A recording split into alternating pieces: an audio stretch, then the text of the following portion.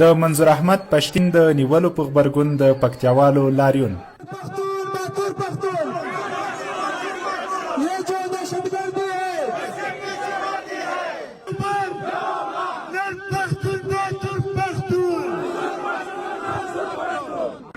د پکتیا ولایت ګڼ شمېر اوسیدونکي د شهید ډاکټر نجیب الله په څلورلارې کې د پښتون ژغورنې غورځنګ د مشر په غبرګون کې راوتلي. دوی وایي د پاکستان د عمل د ټولو اصولو خلاف دی او د نوموړي نیول په کلکو ټکو غندي. پښتون ژغورنې د غورځنګ مشر د لر او بر د لوی افغانستان ارمانجن د پنجاب د ریاست لپاره په ډیر بېرحمانه ډول باندې ونیول سو. دغه بې احترامي وسوله، نو دا د ټولو بینالمللي او ملي قوانینو خلاف کار ده او موږ یې په کلکو ټکو باندې غندو.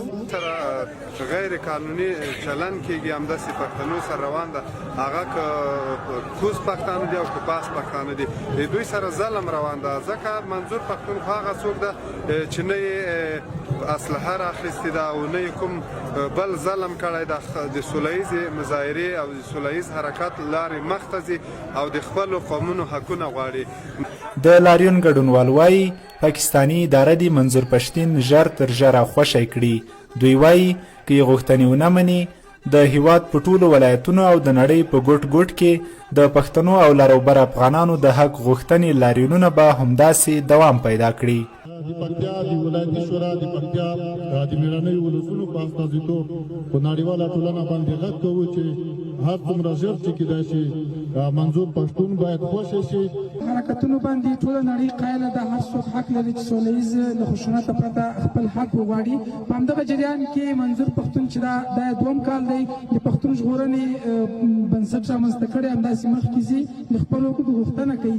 دا چې د همدغه سوله ییزو حرکتونو په وړاندې د پاکستان جابره اداره مخته درېږي، هغه نیسي، دا ناحقه کار کوي او موږ د همدغه حق غوښتنې په پار میدان ته راوتلي یو تر څو دا ثبوت کړو چې لر افغان لومړی کې یو دی، که بیا نه وي هم هر سوله ییز حرکت د نړۍ په هر کونج کې باید ملاتړي ولري او موږ د همدغه ملاتړ ثبوت دپاره میدان ته راوتلي یو تر څو د پاکستان له غونډې ادارې وغواړو منظور پښتون خوشي کړي.